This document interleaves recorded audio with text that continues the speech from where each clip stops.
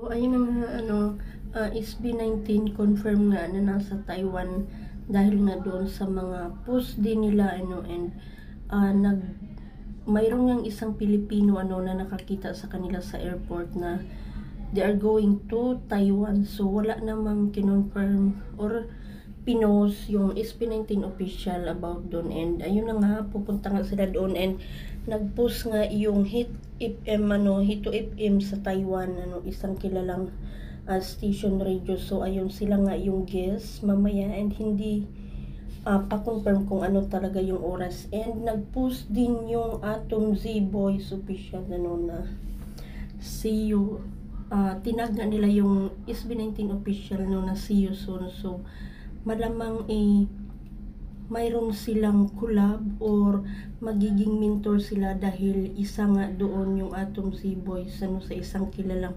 reality show doon sa Taiwan. So hindi natin alam dahil wala pa namang sinasabi yung SB19 official.